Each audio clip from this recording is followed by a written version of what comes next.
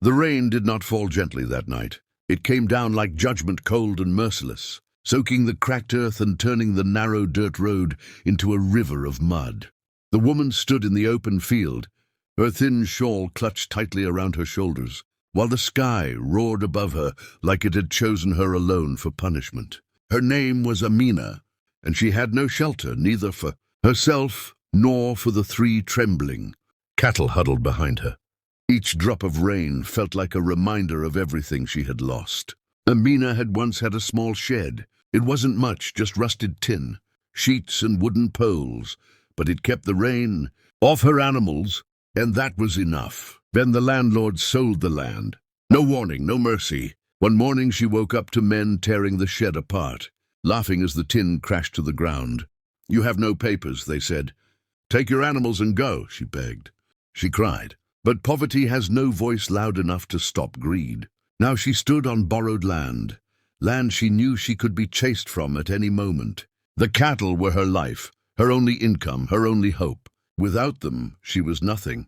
She stroked the face of the oldest cow, whispering apologies she didn't know how to fix. The animal shivered, its ribs visible under wet skin. Amina's heart broke silently, the way poor people's hearts always do without witnesses. Cars passed on the distant road, headlights slicing through the rain, never slowing. People had warm homes to return to. She had mud, rain, and fear. Her hands were numb, but she refused to sit. If she sat, she might not stand again. That was when the truck stopped. At first, she didn't notice it. Rain muffled everything. But then headlights turned toward her, steady and bright. The engine cut off. A door opened. A tall man stepped out, his boots sinking into the mud without hesitation. He wore a heavy coat, a wide-brimmed hat pulled low. He looked like someone who belonged to the land, someone strong, someone used to storms. Amina's first instinct was fear. People rarely stopped to help. They stopped to ask questions, or worse.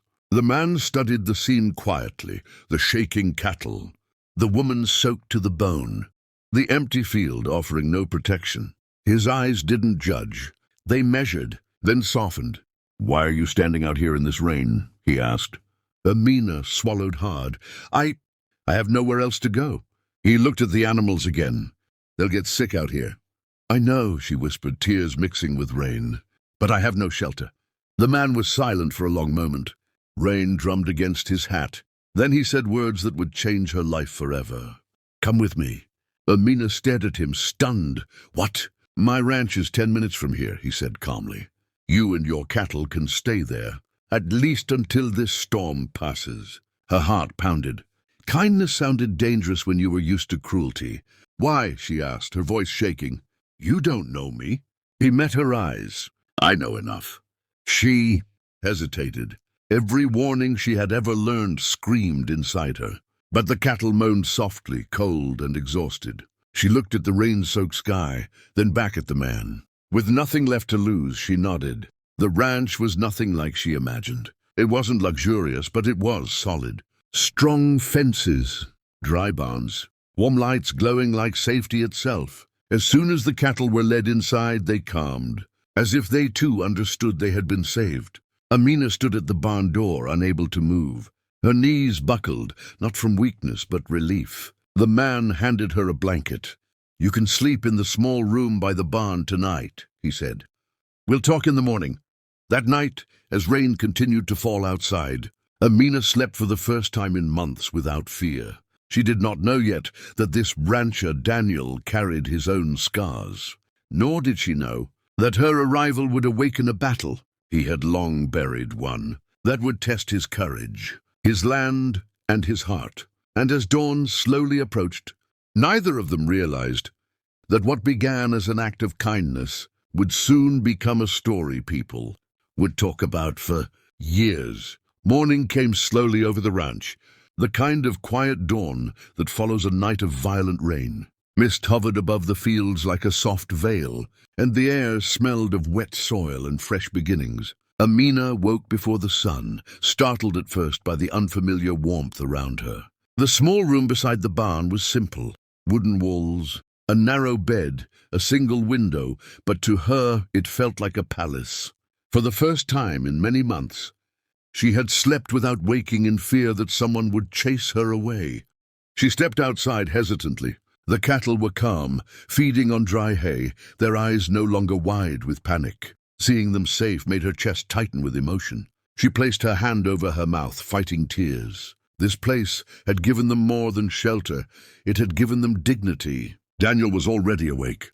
He stood near the fence, watching the land like a man who listened to it rather than owned it. When he noticed her, he gave a small nod, respectful, not intrusive. "Did they make it through the night?" he asked. "Yes," Amina replied softly. "Because of you." He shrugged lightly. "Any living thing deserves a roof in a storm." They shared a quiet breakfast, tea, bread, and silence heavy with unspoken stories. Finally, Daniel spoke. "You can stay here for a while. Help around the ranch if you want.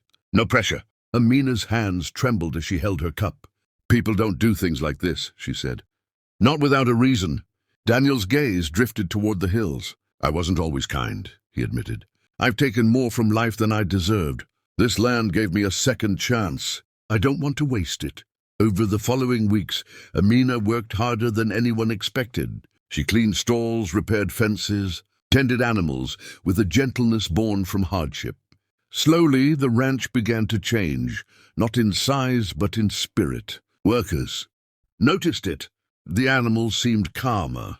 Even Daniel felt lighter, as if something long broken inside him was quietly healing. But kindness rarely goes unchallenged. One afternoon, a black SUV rolled up to the ranch gate. Men stepped out, sharp clothes, sharp smiles. They represented a development company that had been trying to buy Daniel's land for years. Resorts, luxury lodges. "Easy money? You're wasting this land," one of them said smoothly. "And now you're running a charity too?" Daniel's jaw tightened.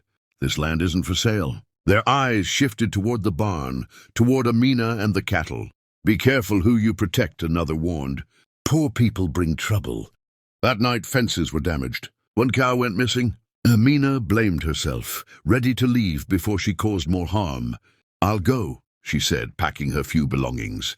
"I won't bring danger to your door." Daniel stopped her. His voice was firm, unshaken.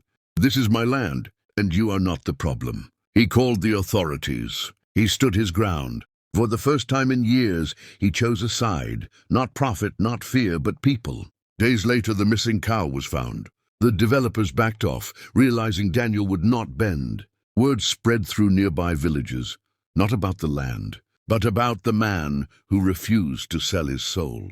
Months passed. Amina saved money.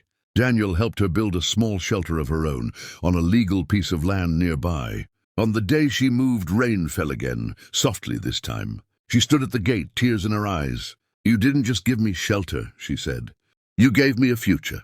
Daniel smiled. "You reminded me what this land was for." As she walked away with her cattle, stronger than before, Daniel watched with quiet pride.